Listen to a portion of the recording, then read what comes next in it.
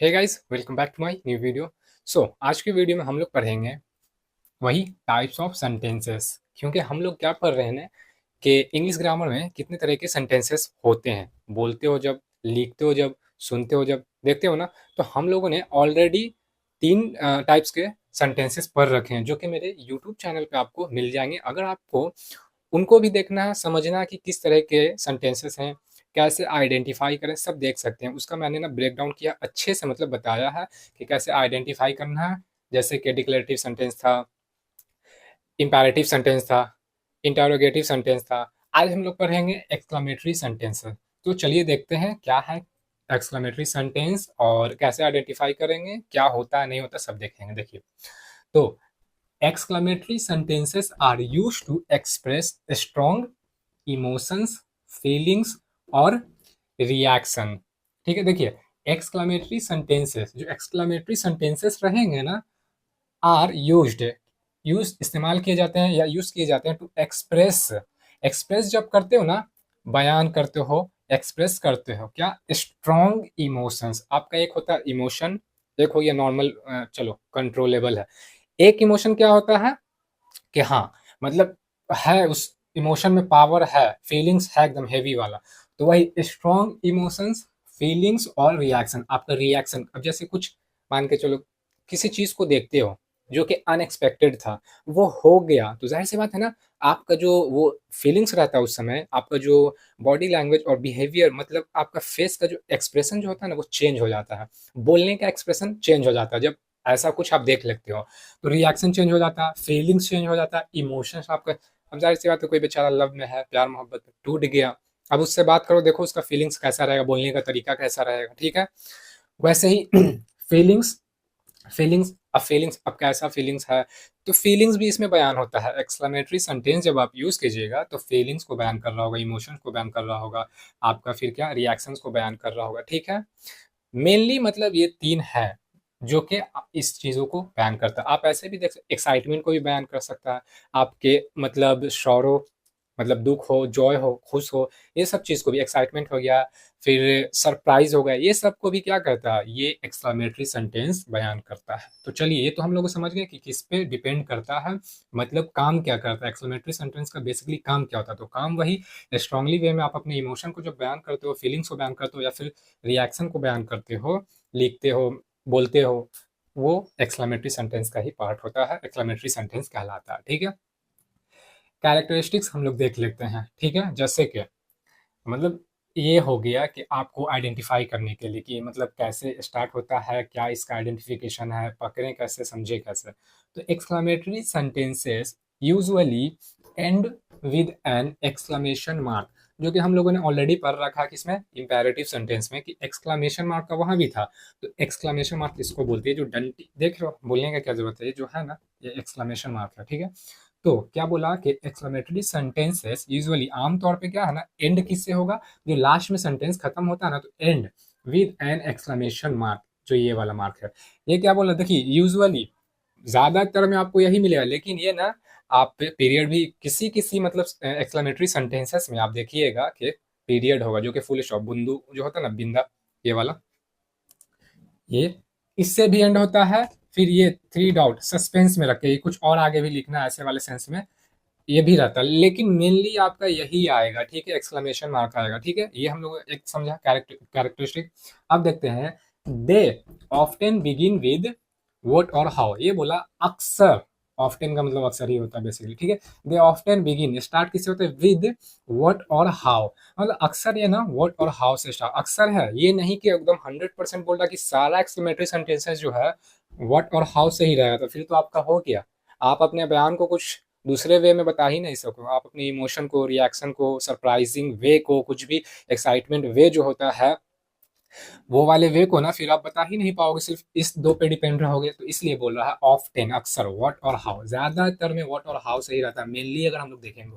लेकिन बहुत सारे वेज होते हैं एक्सक्लेमेटरी सेंटेंसेस को यूज करने के लिए। वेज बोले तो वर्ड्स होते हैं। ठीक है, वेज भी है, वर्ड्स भी है। जैसे कि ये भी माइंड में रखना है कि सिर्फ इन दोनों पे डिपेंड नहीं रहना है एक्सक्लेमेटरी सेंटेंसेस का, इसके अलावा भी वर्ड्स होते हैं जो कि अभी हम लोग देखेंगे अभी। तो कैरेक्टरिस्टिक्स हम लोगों ने देख लिया किसका, एक्सक्लेमेटरी सेंटेंसेस का, होपफुली समझ में आ गया होगा। ठीक है, अब चलिए देखते हैं एग्जांपल्स। सेंटेंसेस की तरफ, ताकि आपको अच्छे से क्लियर हो कि भाई सेंटेंसेस आखिर किस तरह के होते हैं। ये सब तो हम लोगों ने पढ़ लिया, जरा रूबरू सेंटेंसेस का भी हो जाए ताकि देख लें कौन क्या है। तो चलिए रूबरू कर लेते हैं।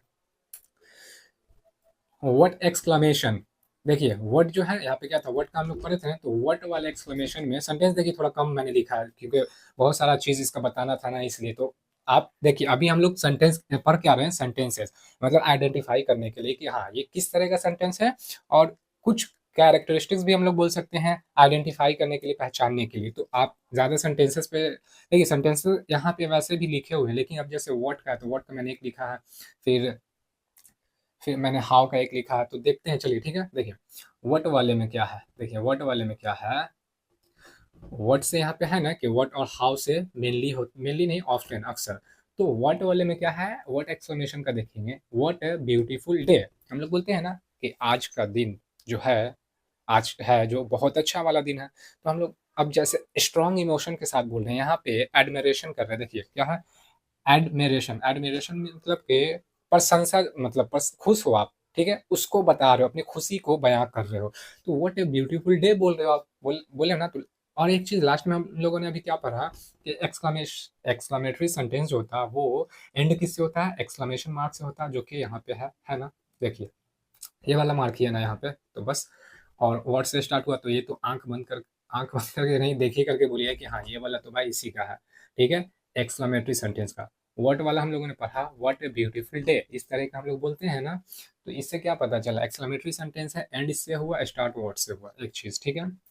हाउ वाला देखेंगे, जो अभी हम लोगों ने पढ़ा कि ऑफ्टन बिगिन विद व्हाट और हाउ। तो व्हाट का तो देख लिया, हाउ का देखेंगे। हाउ से फीलिंग कैसे बयान कभी कभी करते हैं ना, हाउ, हाउ एक्सक्लेमेशन में, हाउ ब्यूटीफुल सी इज। देखिए हाउ ब्यूटीफुल सी इज, यहाँ पे क्या है, लास्ट में एक्सक्लेमेशन मार्क है, हाउ से स्टार्ट हुआ।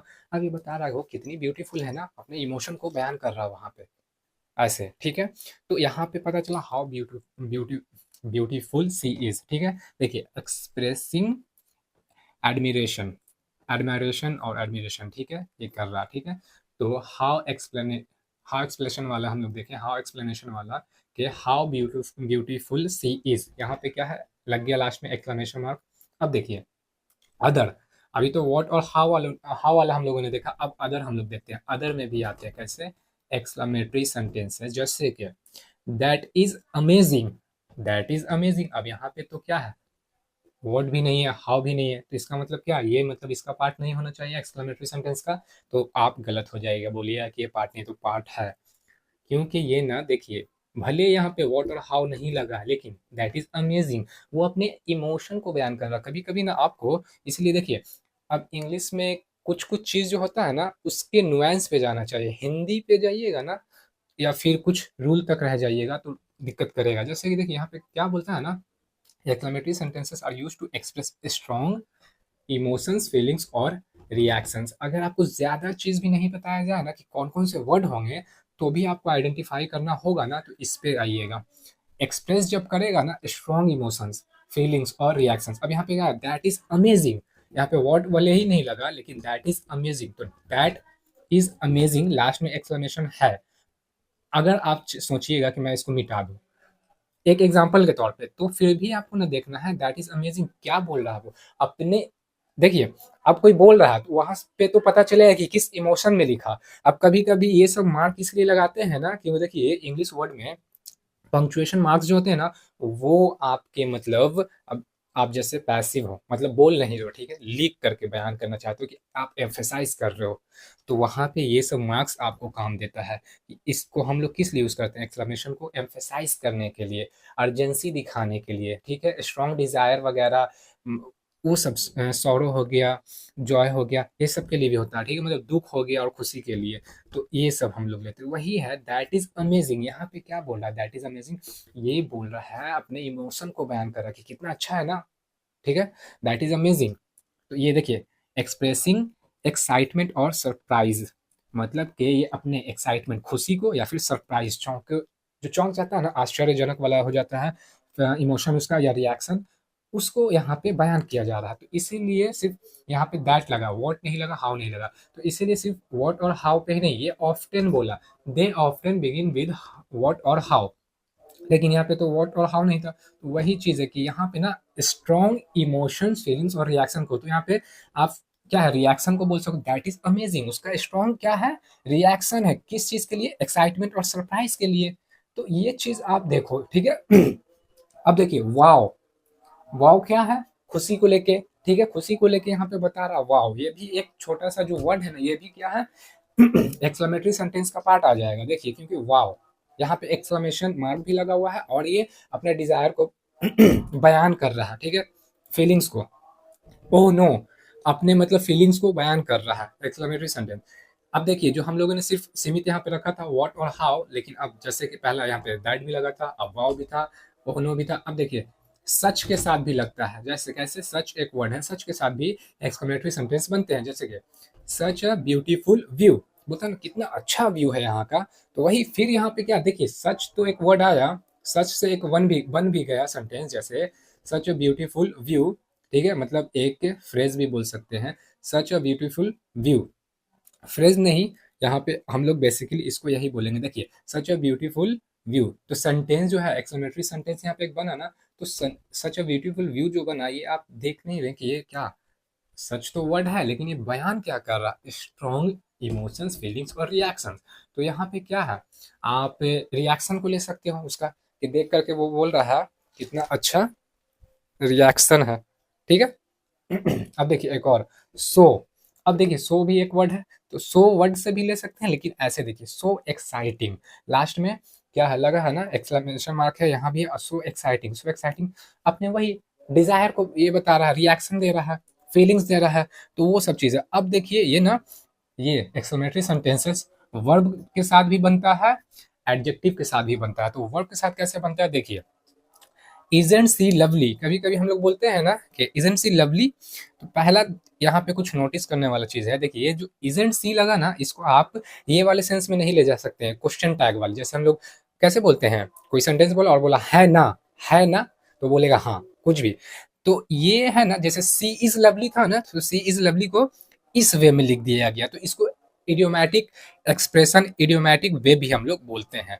तो यहाँ पे देखिए ये क्वेश्चन नहीं बना रहा, क्वेश्चन ये नहीं, इजंट सी लवली जो है ना, ये क्वेश्चन आप नहीं समझिएगा। इस तरह का सेंटेंस एक वे ही होता है, इडियोमैटिक वे, और ये क्वेश्चन नहीं बनाता, ये अपना इमोशन को यहाँ पे बयान करता है, रिएक्शन को बयान करता है। आप यहाँ पे इसको ये आंसर आपसे नहीं मांग रहा है, ठीक है, इस तरह का सेंटेंस जो रहेगा ना, आंसर नहीं मानेगा। अब यहाँ पे वर्ब क्या है ना, ये इज जो है ना, इज, अब बेसिकली इज क्या काम करता है ना, देखिए इज को हम लोग ऑक्सिलरी वर्ब में भी काउंट करते हैं, और इसका कभी कभी हम लोग एज ए मेन वर्ब भी लेते हैं, जैसे कि ये लिंक करता है सब्जेक्ट को प्रेडिकेट से, तो लिंकिंग वर्ब के नाम से भी हम लोग इसको बोल सकते हैं, जैसे मतलब लिंकिंग वर्ब की तरह काम करता है। तो यहाँ पे लिंक कर रहा है सी लवली से। और ये इजेंट जो है ना, इज नॉट का है, कॉन्ट्रैक्शन है, ठीक है, इज प्लस नॉट, तो ये बन गया इजेंट, ठीक है। तो ये इजेंट है, वही इज नॉट को शॉर्ट करके इजेंट कर दिया, इजेंट सी लवली। तो ये क्वेश्चन वाला नहीं है, ये एक वे है। आप बोलिए कि सब्जेक्ट से पहले तो ऑग ये लग गया, हेल्पिंग वर्ब लग गया, जो कि आप लोगों ने बोला था, मतलब मैंने ही बोला था कि सब्जेक्ट से पहले अगर एक हेल्पिंग वर्ब लगता है, तो वो एक इंटरोगेटिव सेंटेंस को फॉर्म करता है। सही बात है, लेकिन ये एक वे है, इडियोमैटिक वे, ये क्वेश्चन नहीं बना रहा है, ठीक है। आप बोल सकते हो वैसे, लेकिन सही नहीं, ये इडियोमैटिक वे है। ये आपसे क्वेश्चन नहीं पूछ रहा कि आपको जवाब देना, ये अपना इमोशन बयान कर रहा है, रिएक्शन बयान कर रहा है, फीलिंग अपना बयान कर रहा है, ठीक है। तो ये वर्ब वाले में, और मेन वर्ब एक जो होता है ना, गो, डू, स्पीक, वॉक, स्लीप, ये वाला वर्ब यहाँ पे नहीं है, ये वाला इज वाला जो कि आपको लिंक करता है, लिंकिंग वर्ब की तरह ये वर्क करता है, ठीक है। होपफुली आपको ये समझ में आ गया होगा। एडजेक्टिव वाले में हम लोग कैसे रिएक्शन अपना देते हैं, देखिए अमेजिंग, कोई काम किया या कोई चीज को देखा, बोला ना अमेजिंग, लास्ट में लगा दिया, वो फीलिंग्स आपको बयान कर रहा है, वहां पे आपका रिएक्शन बयान कर रहा है, ठीक है। Incredible, oh my God incredible, ऐसे करके बोलते हैं ना, तो ये सब चीज हो गया। अब ये सब चीज तो हम लोगों ने देख लिया। अब देखिए एक कंफ्यूजन, कंफ्यूजन नहीं, इसीलिए देखिए होता क्या है ना, कि मान के चलिए पंक्चुएशन नहीं रहता इंग्लिश ग्रामर में, ठीक है।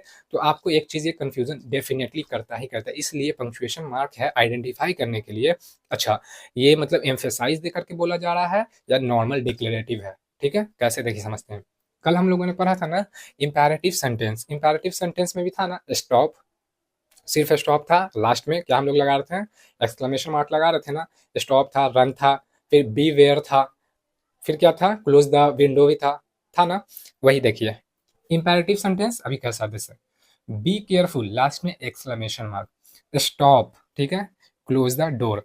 अब हम लोग यहाँ पे मान के चलिए ये जो एक्सक्लेमेशन मार्क है इसको इरेज करके सिर्फ हम लोगों ने पीरियड यहाँ पे कर दिया, जो कि फुल स्टॉप के नाम से भी जाना जाता है, ठीक है, ये दे दिया। तो ये अब क्या बन जाएगा ना, नॉर्मल वे में बोल रहा है भाई बी केयरफुल, सावधान हो जाओ, आगे कुछ हो सकता है। ऐसे किसी भी सेंस में आप इसको यूज कर सकते हो अपने सेंटेंस को कंप्लीट करने के लिए। तो बी केयरफुल, सावधान। अब यहाँ पे देखिए ये जो हम लोग अभी लगाया था ना ये पॉइंट, ये नॉर्मल वे डिक्लेयर कर रहा था या फिर ये एक बता रहा था, ठीक है, एक नॉर्मल था, लेकिन एक आपको आइडेंटिफाई करना बस, क्योंकि यहाँ पे आपसे कोई बात नहीं कर रहा कि आप देखिए कि आपको फोर्स कर रहा है या वो सेंटेंस पे एम्फेसाइज कर रहा है। यहाँ पे आपको ये सब मार्क्स जो होता है ना, ये हो गया, फिर ये सबसे आइडेंटिफाई करना होता है, पहचानना होता है कि किस वे में है, क्या आगे होने वाला है, ऐसा से इसको हम लोग बेसिकली हम लोग इमोशन को अपना बयान करने के लिए यूज करते हैं, ठीक है, सेंटेंस को एम्फेसाइज करने के लिए, अर्जेंसी दिखाने के लिए, ठीक है। बी केयरफुल, तो बी केयरफुल तो कल जो हम लोगों ने पढ़ा था तो इम्पेरेटिव सेंटेंस का पार्ट था। तो यहाँ पे देखिए अभी ये सब मैं हटा देता हूँ तो ये इसका पार्ट हो गया।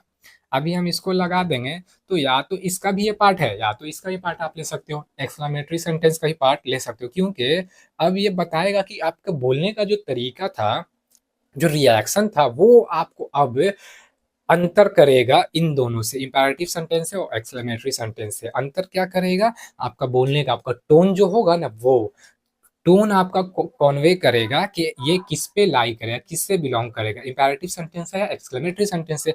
तो ये या तो क्या होगा, इंपेरेटिव सेंटेंस होगा या एक्सक्लेमेटरी सेंटेंस हो जाएगा। बी केयरफुल, ठीक है, ये चीज भी नोटिस करना है, ठीक है ना, इसलिए मैं बोल रहा था। स्टॉप भी क्या, देखिए स्टॉप आपको नॉर्मल वे में भी बोल सकते थे आप, एम्फेसाइज वे में बोले, अर्जेंसी दिखाए, कुछ रिएक्शन अपना दिए यहाँ पे, स्ट्रॉन्ग रिएक्शन, तो वो या तो इंपेरेटिव सेंटेंस हो जाएगा या एक्सक्लेमेटरी सेंटेंस में चला जाएगा। क्लोज द डोर, अब बोल सकता है ना एक नॉर्मल वे में, भाई गेट को बंद करो, ठीक है, हवा अभी नहीं, बस गेट को बंद कर दो।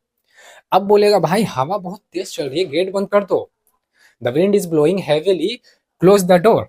तो यहाँ पे वहां पे क्या है, रीजन इसको मिला क्यों डोर बंद करना है, ठीक है, स्ट्रॉन्ग रीजन मिला, स्ट्रॉन्ग फीलिंग्स, स्ट्रॉन्ग रिएक्शन अब पता चला इससे कि हवा बहुत तेज चल रहा था, इसलिए वो बोला कि भाई डोर को बंद कर दो, क्लोज द डोर। एक्सक्लेमेशन से एंड हो गया, तो ये पार्ट अब ये एक्सक्लेमेटरी में आ जाएगा और नॉर्मल वे में बोलना है ऐसे ही रहेगा, एक्सक्लेमेशन में ही रहेगा नॉर्मल वे में, तो ये इसका ही पार्ट हो सकता है। तो आप या तो इसका पार्ट लो या तो इसका पार्ट लो, लेकिन एक्सक्लेमेशन मार्क का काम ही होता है एम्फेसाइज करना, टोन को थोड़ा बताना कि स्ट्रांगली आप बोल रहे हो किसी चीज को, अपने बयान कर रहे हो, ठीक है, इमोशन वगैरह, फीलिंग्स वगैरह। एक्सक्लेमेटरी का अब असर्टिव सेंटेंस जो हम लोगों ने पढ़ा था, डिक्लेरेटिव सेंटेंस को ही हम लोग कुछ वे में असर्टिव सेंटेंस भी क्यों बोलते थे, क्योंकि असर्टिव, अब असर्टिव का आप हिंदी कीजिए तो पता चलेगा। देखिए असर्टिव का काम होता था क्या, जो हम लोगों ने असर्टिव सेंटेंस बेसिकली थोड़ा सा एम्फेसाइज वे में जो बोलता है ना कि हाँ यही चीज, उस पर एम्फेसाइज करता, जोर देता है, वहां पे आपका टोन थोड़ा हेवी हो जाता, वहां पे असर्टिव, हम उसको हम लोग असर्टिव सेंटेंस बोलते हैं, ठीक है। इसीलिए हम लोगों ने पढ़ा था कि डिक्लेरेटिव सेंटेंस को कुछ हद तक हम लोग असर्टिव सेंटेंस भी बोलते हैं, लेकिन असर्टिव सेंटेंस कब बोलते हैं, जब उसमें उस तरह का सेंटेंस बिलोंग कर रहा होगा, जो कि मैंने बोला था क्या, एम्फेसाइज करेगा, अर्जेंसी दिखाएगा कि हाँ इसी काम को करना है, थोड़ा एम्फेसाइज वे में बोलेगा, वहां पे लास्ट में आपका ये वाला एंड लग जाएगा क्या, एक्सक्लेमेशन मार्क्स। होपफुली गाइज आपको अच्छे से सारा समझ में आ गया होगा। देखिए हम लोग पढ़ रहे थे टाइप्स ऑफ सेंटेंसेस की, सेंटेंस पहचानना था, तो मैंने बहुत सारा चीज एक्सप्लेन किया अच्छे से, आपको अच्छे से सारा चीज समझ में आ गया। अभी भी कुछ है तो आप पूछ सकते हैं, आप स्क्रीनशॉट चाहे तो ले लें।